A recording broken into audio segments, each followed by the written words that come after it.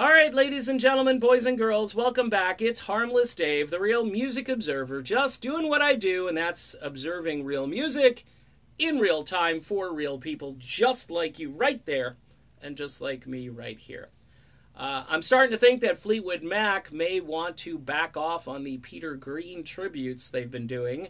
I know this is billed as the tour where we're going back and we're going to dig up all these songs and what, there's like 3-4 songs, I don't know. Not a lot of songs. They're great songs if you want to grab a beer, head to the concessions, grab a $40 t-shirt, you know, all of the things that I guess are designed to help people spend money. The Peter Green music tends to do that for people who are there to hear Don't Stop Thinking About Tomorrow 4 times during the concert. Okay, this is a cultural thing now. These are the songs you hear in the supermarket when you're walking around, and those are the ones people are going to go hear. I hate to just boil it down to that. Look, I'm a music fan. I'd be interested in hearing these songs. Of course, I'd rather hear them in a more authentic way, okay?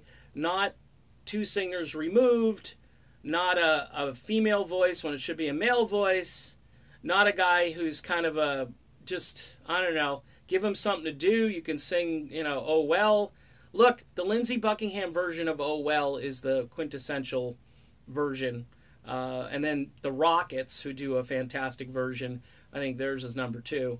I put Peter Green down on the list. Look, a lot of people think Peter Green is dead. Peter Green is still alive.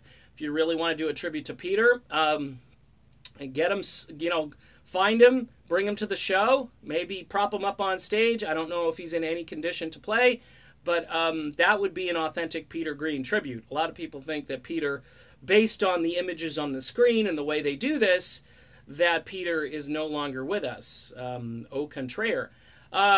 Why is this backfiring? Because reviewers, people like myself, have noticed, hey, you got this architect genius guy, the guy who just had open heart surgery, who's recovering, thank God.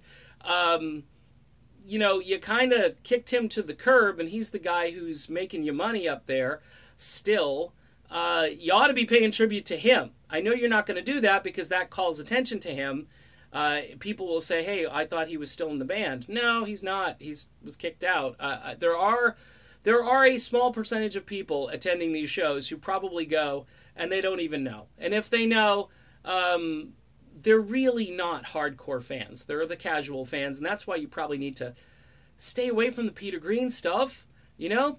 Give Christine McVie, go into like Christine McVie's solo album or something. Dig up some material that would be familiar to those casual fans who are out there to hear Stevie and Christine and Lindsey. And I know you've replaced Lindsey and you think Neil Finn and Mike Campbell are doing the job, but they're really not doing the job.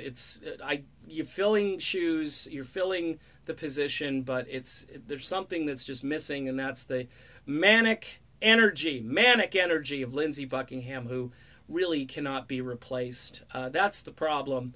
But the problem is the reviewers are wondering, hey, you're doing this Peter Green tribute, but then you kick this other guy who had a much longer legacy and history. You kicked him out.